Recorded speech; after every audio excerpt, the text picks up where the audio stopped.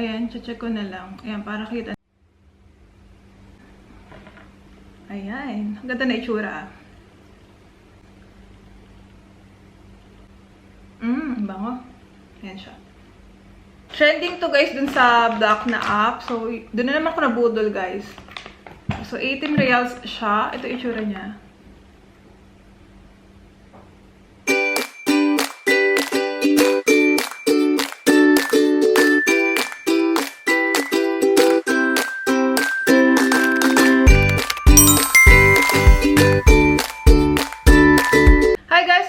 My channel. So guys, in today's vlog is magre-review na naman ako and reviewin ko tong nagte-trending na Dragon Blood Serum and Dragon Blood Cream na din. Nabili ko to guys kanina dito sa Qatar. So ito siya. Actually, yung asawa ko guys yung bumili. So ito guys yung itsura niya. Ayan. Trending to guys dun sa black na app. So dun na naman ako nabudol guys. So, 18 reals siya. Ito itsura niya. Ayan. Tapos, ito yung serum. Para siyang 18 reals. And then, bumili lang din ako nito. Ayan, Skintific na cushion in the shade Porcelain. Ayan. Guys, marami ditong good reviews kaya bumili na din ako. First time kong try itong makeup line na to. So, sana hiyang to sa akin. Tapos, bumili lang din ako nitong hair spa. Ito, 30 reals naman to guys. Ang dami na nito. Amoyin na natin. Tingnan natin kung amoy gatas talaga to. Kasi nakalagay milk protein siya. Bango. Ayan siya.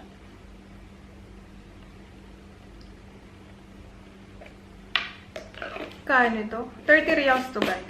Yung Skintific pala is 65. Okay. Tapos, nagbigay siya nitong Pecas Cream. Hindi ko alam kung saan ko ito gagamitin. Open na natin.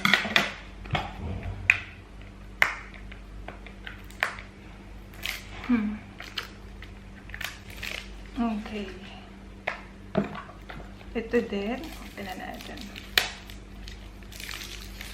Dito muna tayo sa Dragon Blood Serum, guys. Nakaka-curious na Dragon Blood Serum. Ano ba yun? So, ito siya, guys. Guys, Sadware yung brand niya. Hindi ko alam kung tama yung pronounce, pero Sadware yung basa ko. Anyway, sabi dito, Dragon Blood, anti-aging serum pala to guys. Basal activation, anti-wrinkle, wrinkle relief, tight and elastic. And syempre, i-check lang din natin yung ingredients niya kasi yun yung importante dito. Meron siyang water, propylene glycol, glycerin, oh shoot, meron siyang methyl paraben. So, paano to? So, paano to? Tinanong. Ano pala, hindi na natin siya magagawa ng 7 days, yung gagamitin ko siya ng 7 days. Kasi, guys, ayoko nung may paraben. So, paano nga yun? May paraben. Yung isa kaya. Sayang yung pera ko. Kano to?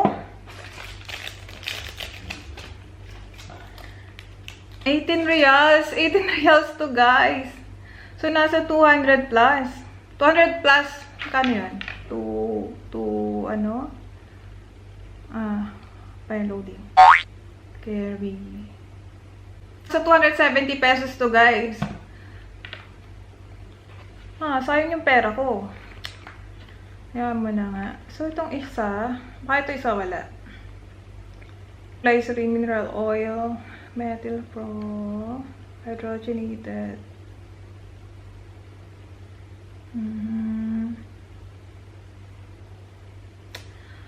May methyl paraben din to guys. Anong gagawin ko? Pag kasi guys nabili ako ng mga skincare, gusto ko yung bibili ako ng paraben free, cruelty free, ganyan. Para hindi harmful yung ingredients niya. So, ang gagawin ko ngayon is i-unboxing ko na lang to. Para naman di sayang pera ko. Charot. Ayan siya. Ayan. Ang ganda na itsura.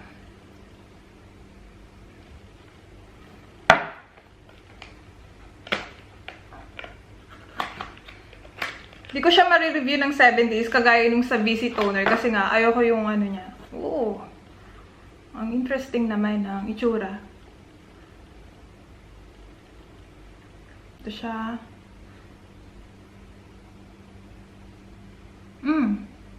Ano siya? Super watery yung ano niya, consistency niya. Amoy natin. Anak saya na lang.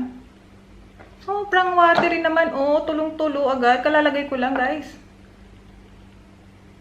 OMG, inaksaya. Porque hindi gagamitin, inaksaya. So, ito yung isa, guys.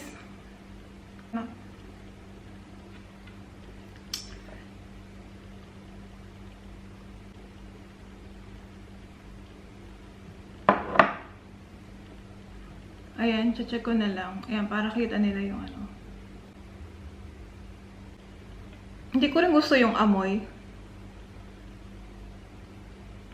Hindi mo gusto yung amoy. Parang bias na yan, no? Kasi naunahan nung pangit na ingredients na yun. Nakakairita.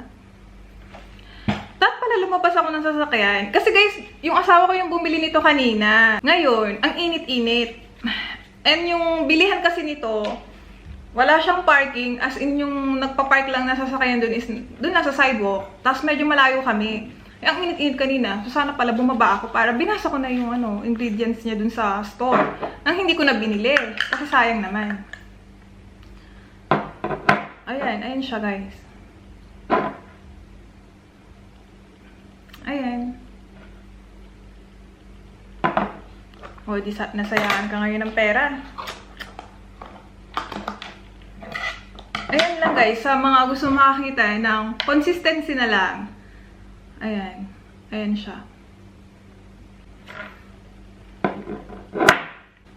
So guys, dito ko natatapos itong vlog na to and maraming salamat sa panonood. Bye!